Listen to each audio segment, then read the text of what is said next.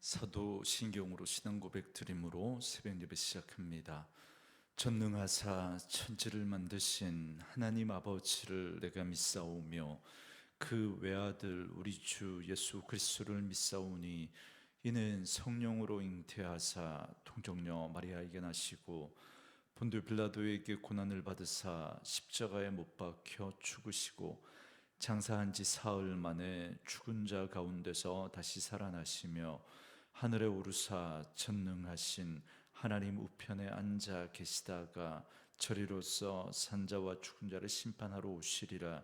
성령을 믿사오며 거룩한 공회와 성도가 서로 교통하는 것과 죄를 사하여 주시는 것과 몸이 다시 사는 것과 영원히 사는 것을 믿사옵나이다. 아멘. 이 아침에 우리에게 주시는 하나님의 말씀은 이사야 26장 1절에서 27장 1절 말씀까지,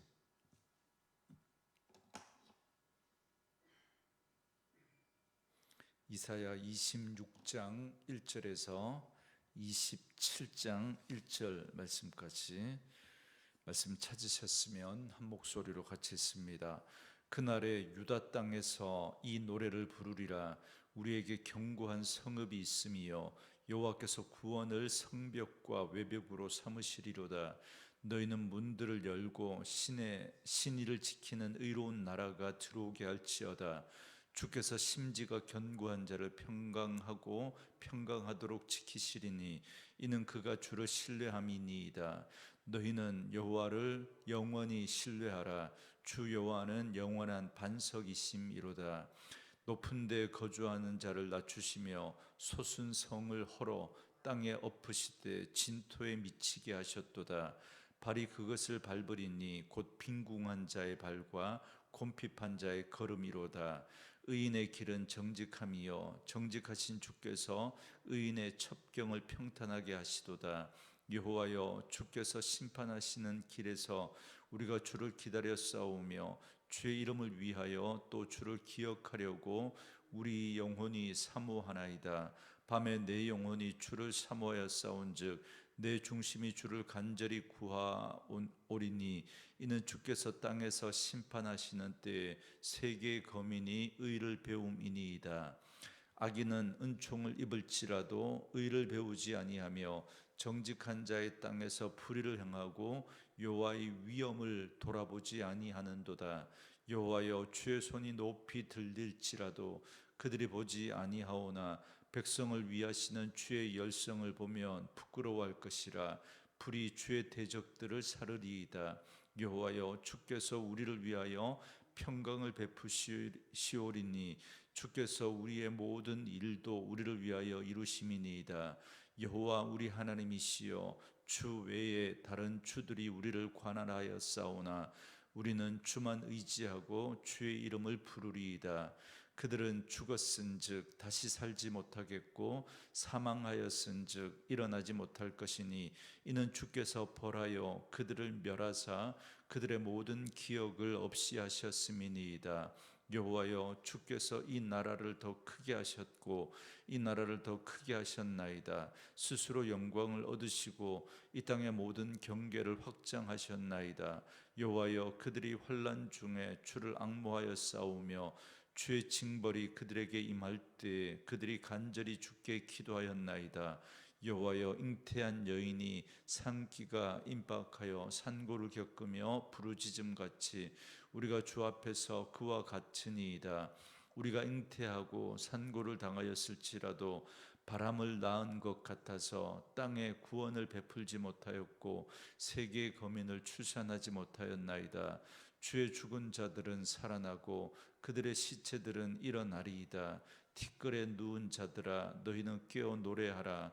주의 이슬을 빛난 이슬이니 땅이 죽은 자들을 내놓으리로다. 내 백성아, 갈지어다. 네 밀실에 들어가서 네 문을 닫고 분노가 지나기까지 잠깐 숨을 지어다.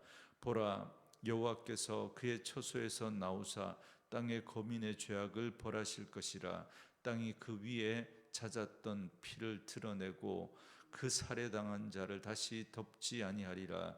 그날에 여호와께서 그의 견고하고 크고 강한 칼로 날랜 뱀 리워야단 곧 꼬불꼬불한 뱀 리워야단을 벌하시며 바다에 있는 용을 죽이시리라.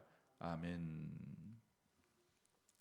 오늘은 함께 읽으신 이사야 26장 1절에서 27장 1절 말씀을 중심으로 소망의 찬양, 확신의 기도라는 제목의 말씀으로 잠시 은혜를 나누겠습니다. 계속해서 이사야의 소묵시록이라고 불리는 24장부터 27장의 말씀을 살펴보고 있습니다. 어제 말씀에 이어서 오늘 말씀도 마지막 날에 의로운 심판을 하시는 하나님을 찬양하는 내용입니다. 먼저 1절과 2절에 보시면 그날에 유다 땅에서 이 노래를 부르리라. 우리에게 견고한 성읍이 있으며 여호와께서 구원을 성벽과 외벽으로 삼으시리로다. 너희는 문들을 열어 신의를 지키는 의로운 나라가 들어오게 할지어다. 이렇게 말합니다. 그날은 주님의 날, 최후의 심판 날을 말합니다. 그날에 신의를 지킨 자들, 그러니까 하나님의 백성들은 노래할 것입니다. 그리고 3절 이하의 말씀에서는 구원받은 하나님의 백성은 어떤 자인지를 설명합니다. 먼저 3절에 보시면 구원받은 의로운 자는 심지가 견고해서 주님을 신뢰하는 자입니다. 이 말씀은 구원받기 위해서 심지가 견고해야 한다거나 주님을 신뢰해야 한다라는 말이 아닙니다. 구원은 어떤 조건이나 행위가 전제되어서 우리에게 주어지는 것이 아니기 때문입니다. 이 말씀은 구원받은 자에게 나타나는 삶의 열매를 말하는 겁니다. 구원받은 성도는 그 삶에 환난이나 시험이 찾아올지라도 그 심지가 주님께 뿌리를 두고 있기 때문에 흔들리지 않습니다. 오직 주님을 신뢰합니다. 왜냐하면 주님이 그 사람을 붙들고 계시기 때문입니다. 내가 견고한 게 아니라 나를 붙들어 주시는 주님이 견고하시기 때문에 내가 흔들리지 않는 것입니다. 두 번째로 4절에 보면 구원받은 의로운 자는 하나님을 영원한 반석으로 신뢰하는 자입니다. 사람들은 돈이나 명예나 권력으로 인생의 반석을 삼으려고 합니다. 그렇지만 이는 모래 위에 성을 쌓는 일과 같습니다. 그러나 주님을 내 인생의 반석으로 삼는 자는 흔들리지 않으며 절대 무너지지 않습니다. 세 번째로 5절과 6절 말씀대로 구원받은 의로운 자는 주를 갈망하는 자입니다. 여기 빈궁한 자, 곰핍한 자는 물리적 가난을 포함해서 주님을 갈망하는 가난을 의미합니다. 주님은 심령이 가난한 자가 복이 있나니 천국이 저희 것이라고 말씀하셨습니다. 그렇기 때문에 정말 구원받은 하나님의 백성은 하나님 없으면 안 됩니다라고 하는 이 태도와 자세를 가지고 살아가는 것이죠.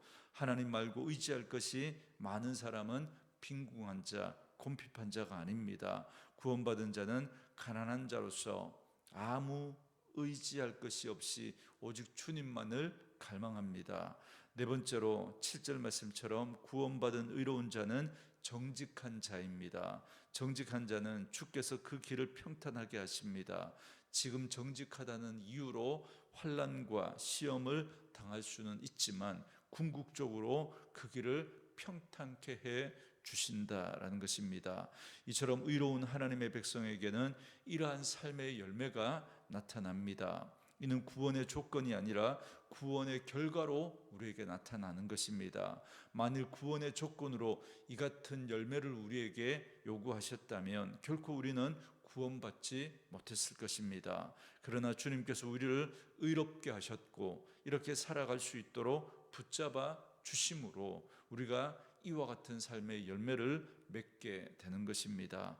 말씀으로 이 하루 시작하는 저와 여러분에게도 구원받은 그 은혜와 감격을 가지고 구원받은 자답게 살아갈 수 있도록 기도하시고 정말 우리 안에 계신 성령님께서 우리를 붙들어 주셔서 이러한 열매를 맺게 하는 은혜가 있기를 주의 이름으로 축원합니다.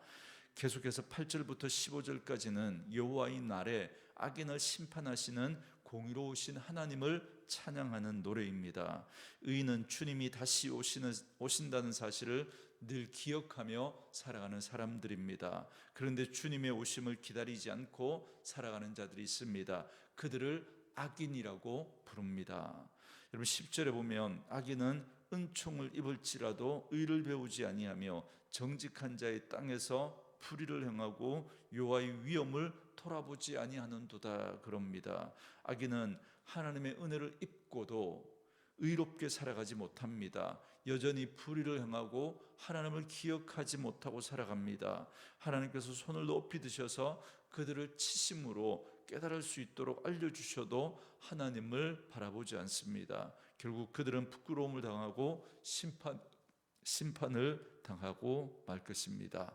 12절부터 15절은 하나님의 공의로운 심판을 노래합니다.